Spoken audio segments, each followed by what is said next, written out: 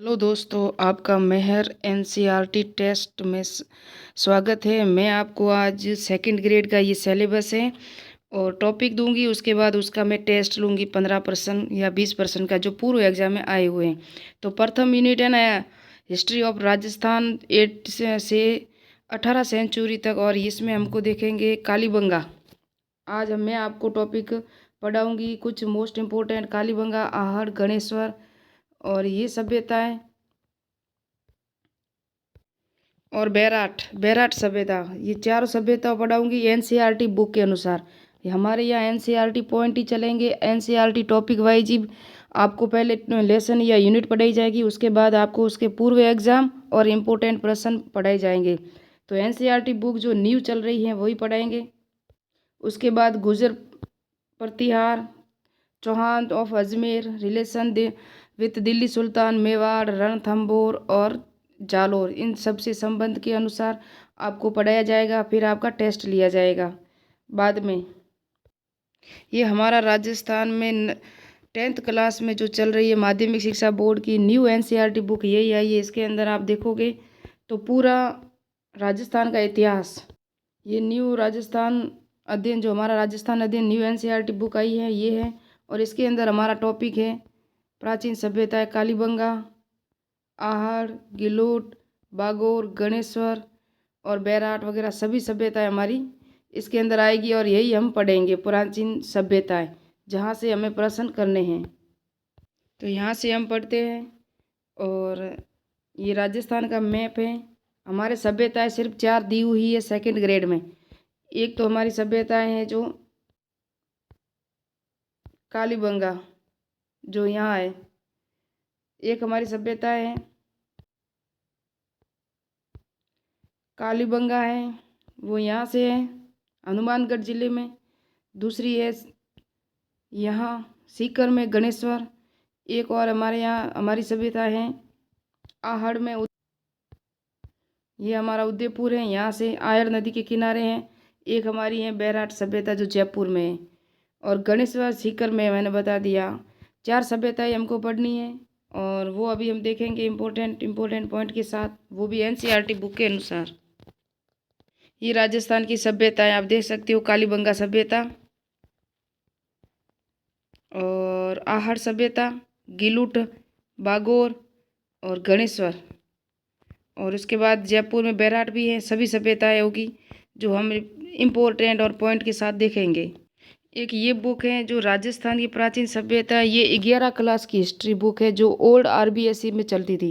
मैंने अभी आपको न्यू एनसीईआरटी बताई थी, और ये ओल्ड है आरबीएसई और न्यू एनसीईआरटी कहूँ चाहे, अब तो एनसीईआरटी ऑल राजस्थान और इंडिया लेवल में सेम हो गई। ये कालीबंगा है और ये आहड़ है, और इसकी चंद्रावती, बालाथल, इसकी विशेषताएं, सामाजिक जीवन, ये सारे पॉइंट इसमें दिया हुआ है।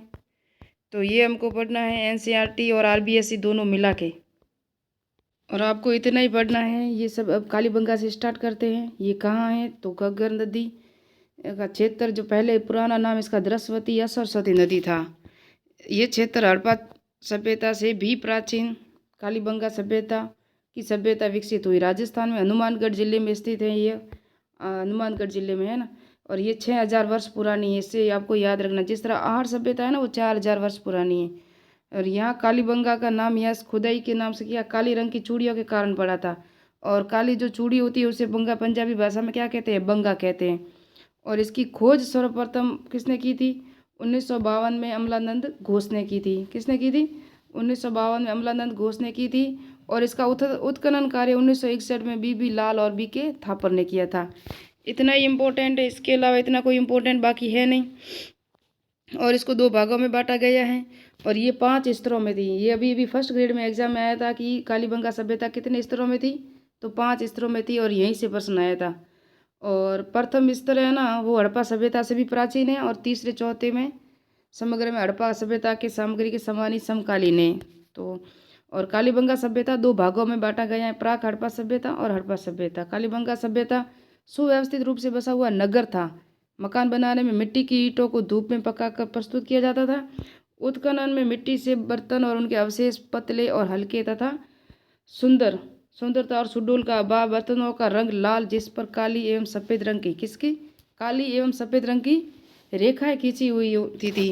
बर्तनों का रंग तो लाल होता था, लेकिन उस पर रेखाएं जो होती थी ना, वो कैसी होती थी, काली और सफ़ेद। यहाँ जूते हुए खेत के साक्ष्य मिले हैं, ऐसा अनुमान है। लोग एक ही खेत में 2 फसलें उगाते थे। कालीबंगा में मिले कब्रिस्तान से यहाँ के निवासियों के समाधान पद्धतियों की, यहाँ समाधान पद्धतियों की जानकारी मिलती है। लेकिन आहड़ में एक ऐसी कब्रिस्तान होगा जहाँ उसके आभूषण और वस्त्र भी साथ में दफन किए जाते थे।